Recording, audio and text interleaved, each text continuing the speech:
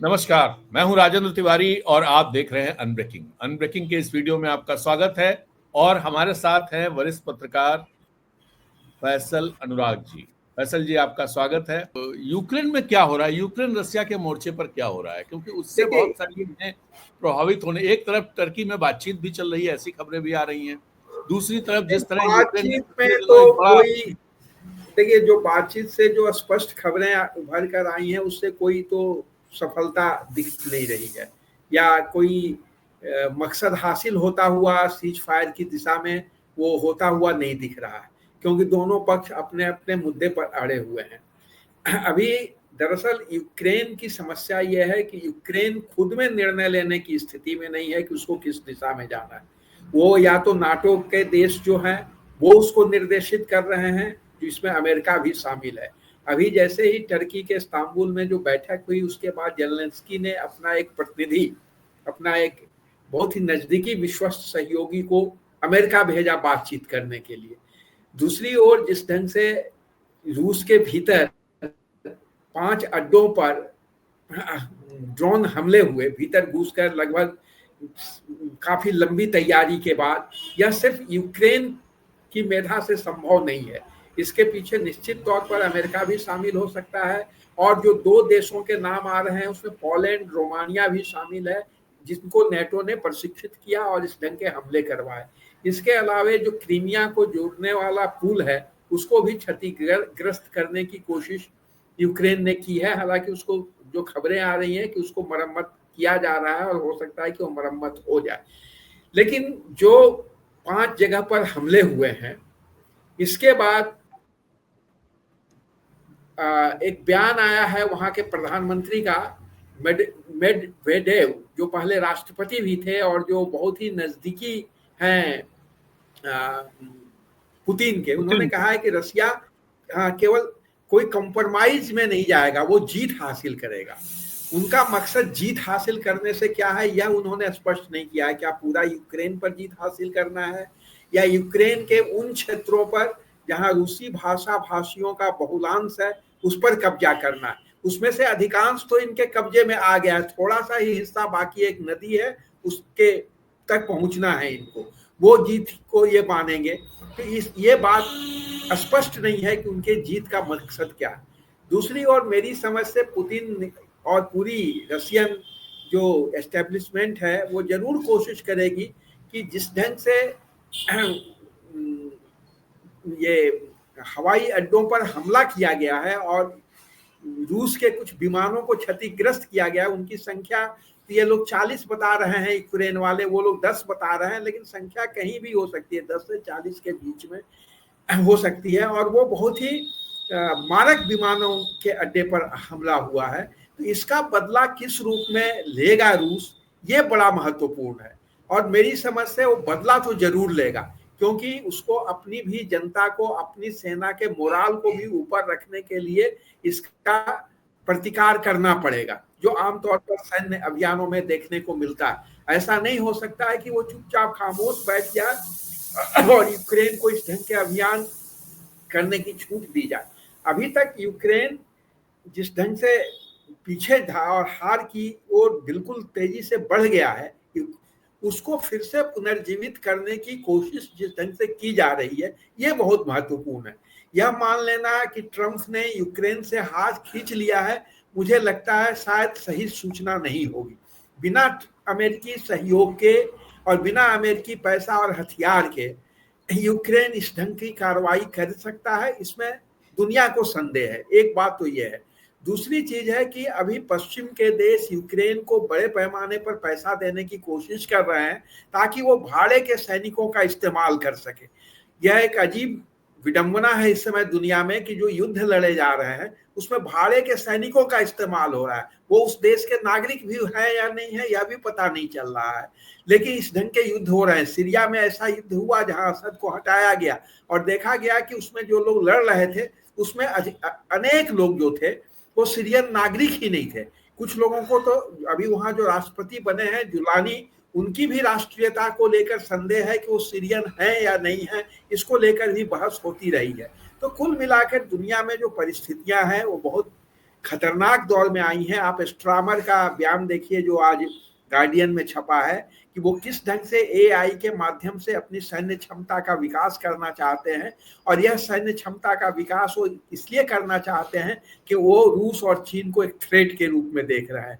तो कुल मिलाकर जो रूस, चीन और ईरान का एक तिकड़ी बनी है, और इसमें पाकिस्तान तो अभी अमेरिका के साथ जाएगा या चीन के साथ ही बना रहेगा, इसको लेकर अनेक दुविधा है। लेकिन यह एक अजीब विडंबना है कि पाकिस्तान दुनिया का एक ऐसा देश है जिसको अमेरिका के राष्ट्रपति भी जिसकी अमेरिका के राष्ट्रपति भी तारीफ कर रहे हैं, उसको बोल रहे हैं कि वहां के नेता बड़े अच्छे हैं और उनको तमाम तरह की सहायता प्रदान करवा रहे हैं। दूसरी ओर चीन भी उसके साथ दोस्ती रखे हुए है।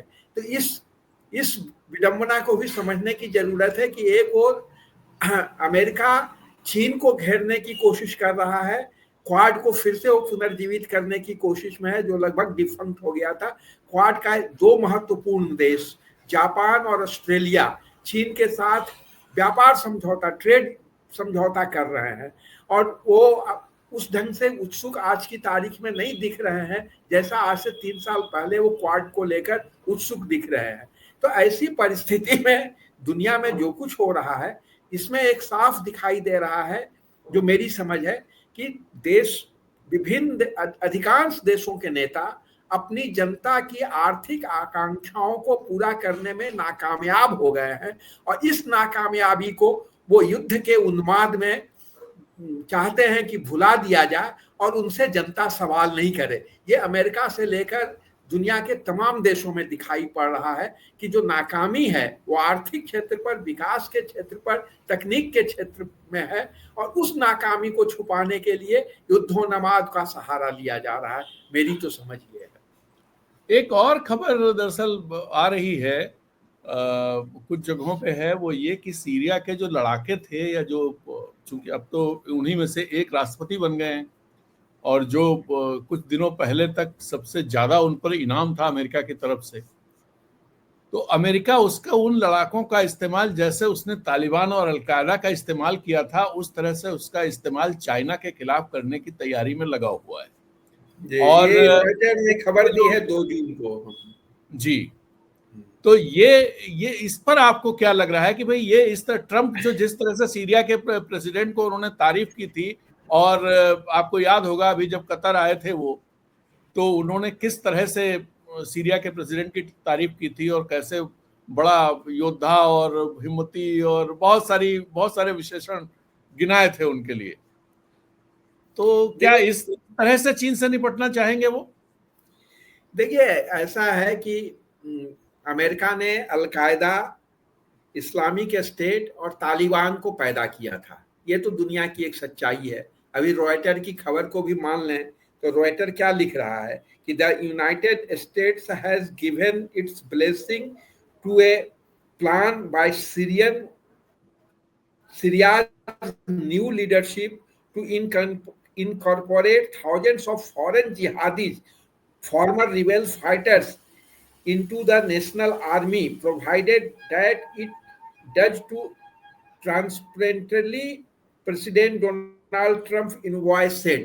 इस बात को प्रेसिडेंट का एक दूत बोला है साफ तौर पर, और इसमें खास तौर पर जोर दिया गया है कि जो उइगर लोग हैं जिनको लेकर चीन के में विवाद रहता है, वो मुस्लिम है, उनको मुख्य धारा से जोड़ने की बात होती है। चीन पर आरोप है कि वो वहां मानवाधिकारों का हनन करता है। एक जमाने में ये बड़ी समस्या पश्चिम की ओर से उठती थी कि किस ढंग से मुसलमानों का नरसंहार वहां किया जा रहा है, उस सवाल को फिर उठाया गया है, उस सवाल को शिक्षा उनकी की जा रही है।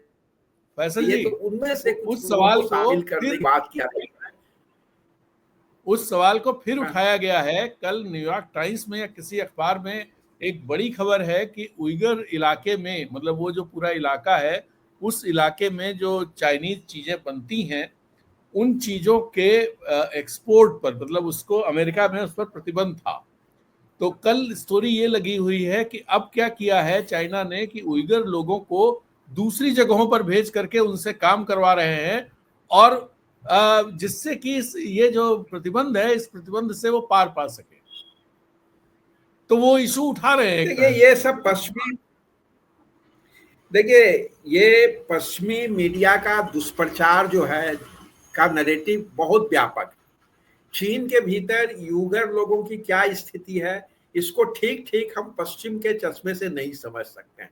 इसको समझने के लिए पूरे चीन के जो की सत्ता है या चीन में जो धार्मिक स्वायत्तता है या धर्म को लेकर जो पूरी अवधारणा वहां की सत्ता की है, उसके संदर्भ में चीजों को हम समझ सकते हैं। यह एक व्यापक बहस का विषय हो सकता है कि वो सही है या गलत है। इस तथ्य को स्वीकार करना चाहिए कि माओ से तुम के जमाने में चीन में धर्म को मानने पर प्रतिबंध था और वहां कोशिश की गई थी जो सांस्कृतिक क्रांति के दौर में कि लोग अधार्मिक हो जाए और वो उन तमाम रूढ़िवादी मान्यताओं जो अवैज्ञानिक हैं उनसे वो छुटकारा पाले और विज्ञान सम्मत वो नजरिया अपनाए। लेकिन जब देंग शाओपिंग आए तब उन्होंने संविधान में संशोधन करके जो विभिन्न धर्म को मानने वाले लोग हैं उनके लिए उन्होंने रास्ता खोला। तो चीन में आप देखेंगे कि बुद्धिस्ट है, मैंने कन्फ्यूशियस को मानने वाले लोग हैं, ताओइज्म को मानने वाले लोग हैं, मुसलमान हैं और ईसाई भी हैं।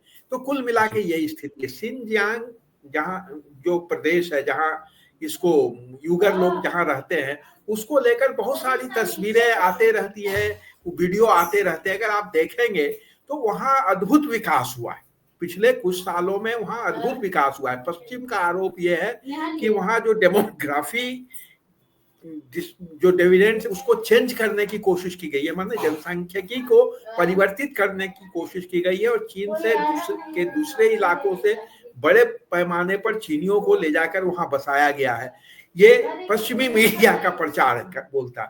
लेकिन जिस ढंग की तरक्की वहां दिखाई दे रही है, जिस ढंग से वहां औद्योगिकरण हुआ है उस इलाके का और जिस ढंग से वहां नए शहरों में एकदम नयापन दिखाई दे रहा है, ये एक बड़ी बात है। तो इसको समझना पड़ेगा। दरअसल चीन से परेशान होने का एक बड़ा कारण आज रॉयटर ने ही दिया है और उसकी लीड खबर अभी ये चल रही है कि global alarms rise as China critical mineral export curbs take hold. मतलब कि जो मिनरल है इनके बंद किए जाने से, मैग्नेट बंद किए जाने से पूरे यूरोप, अमेरिका, पश्चिम, भारत तमाम देशों में जो प्रौद्योगिकी है उसको बहुत प्रभावित होने का खतरा हो गया। खासतौर पर ईवीज जो है, इलेक्ट्रॉनिक व्हीकल्स हैं, उनके निर्माण की प्रक्रिया सुस्त होने का खतरा पैदा हो गया, बंद होने का खतरा पैदा हो गया। आज ये खबर इकोनॉमिक टाइम्स की लीड खबर है। अपने यहाँ भी इस तरह की चीजें हैं जो ऑटोमोबाइल इंडस्ट्री पे बहुत दिक्कत खड़ी हो रही है। हाँ, ये तो आपने कल भी हम लोग चर्चा किए थे कि राजीव बजाज ने इस पर एक बात ही की थी सीएनबीसी से बात करते हुए। फिर भारत से एक प्रतिनिधिमंडल भी चीन जाने की बात सोच रहा है या चला गया है, जो भी हुआ है।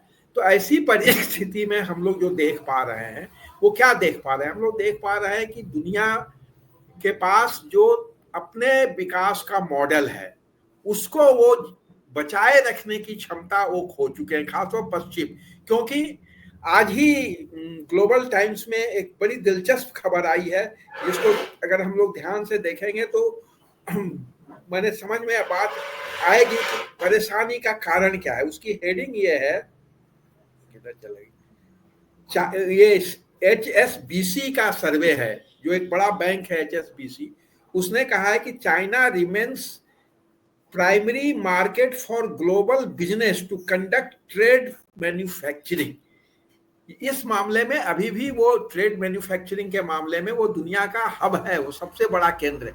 और ये सबसे बड़ी बेचैनी अमेरिका की है। जब से ट्रंप आए हैं वो चाह रहे हैं कि पूंजी उनकी वापस आए, टेक्नोलॉजी वापस आए, इंडस्ट्री वापस आए। और अभी तक ऐसी सूचना नहीं है कि कोई नई इंडस्ट्री जब जनवरी से लेकर अभी जून तक खुलने की दिशा में बात बढ़ी है। इवन यह भी स्पष्ट नहीं है कि जो उनके सबसे प्रिय मित्र थे जिनकी विदाई हो गई है और जिन्होंने आज आलोचना करना भी शुरू कर दिया, वो टैक्स वाली जो प्रणाली है उसको लेकर एलन मस्क ने ट्रंप पर हमला किया है और कहा है कि इससे कंगाली पैदा हो जाएगी अमेरिका के भीतर। जिस ढंग से टैक्स का जो नया बिल वहां आने वाला है। तो कुल मिला के अमेरिका अपनी दिशा ही नहीं तय कर पा रहा है। एक और उसने अपनी जनता को ये बड़ा सपना दिखा दिया है जो मागा है, मेक अमेरिका ग्रेट अगेन, और दूसरी ओर वो उसको फुलफिल करने की दिशा में उनके पास कोई रास्ता नहीं है कि वो आगे कैसे बढ़े। टैरिफ का जो आतंक था ये खत्म हो गया। अभी बेल्ट एंड रोड इनिशिएटिव के माध्यम से जिस ढंग से बड़े पैमाने पर इंफ्रास्ट्रक्चर डेवलपमेंट का काम दुनिया के अधिक 130 से ज्यादा देशों में चीन कर रहा है, उससे खलबली मची हुई है। बुर्किना फासो का एक 36 साल का नौजवान लीडर जो वहां का राष्ट्रपति है, जो सेना से विद्रोह करके सैन्य पलट से आया है, उसने फ्रांस को बाहर कर दिया है अपने देश से, और जो वहां का गोल्ड माइन है उसको बोल रहा है कि ये अफ्रीकनों का है या बुर्किना फासो के लोगों का है, इस पर किसी को हम अधिकार नहीं लेने देंगे। इसका असर ये हो रहा है कि पूरे अफ्रीका में इब्राहिम ट्रोरे के समर्थन में व्यापक पैमाने पर घाना में, जमैका में, बहुत सारे देशों में प्रदर्शन हुए हैं उनके समर्थन में, और वो अपने नेताओं से यही अपेक्षा कर रहे हैं कि उनका नारा ही है अफ्रीका फॉर अफ्रीकन्स, और इस नारे के साथ और उनका एक दूसरा नारा है कि हैंड्स ऑफ अफ्रीका, माने अफ्रीका को छोड़ के बाहर जाओ विदेशी ताकतें, और इससे अमेरिका के भीतर और पश्चिम के देशों के भीतर बड़ी बेचैनी है। तो कुल मिलाकर आप देखेंगे कि ट्रेड वार में अमेरिका जो चाह रहा था धौंस जमाना, उसकी धौंस पट्टी दुनिया ने सुनी नहीं है, अफ्रीकन देशों तक ने नहीं सुनी है। और आपने तो देखा कि ट्रंप के पास जब रामफोसा आए तो किस ढंग से रामफोसा ने अपनी पूरी बात कही और पूरी बुलंदी से बात कही, और अब वहां ब्रिक्स का जो ब्राजील में सम्मेलन होने जा रहा है उसमें साउथ अफ्रीका, चाइना, रसा, ब्राजील ये एकजुट है डॉलराइजेशन के प्रोसेस को आगे बढ़ाया जाए। उसमें भारत का रुख स्पष्ट नहीं है। अब भारत को यह तय करना है कि वो बिटकॉइन की बात मानते हैं, माने रशियन हथियार लें कि नहीं लेंगे, डीडॉलराइजेशन के प्रोसेस को आगे बढ़ाएंगे या नहीं बढ़ाएंगे, ये भारत को तय करना पड़ेगा।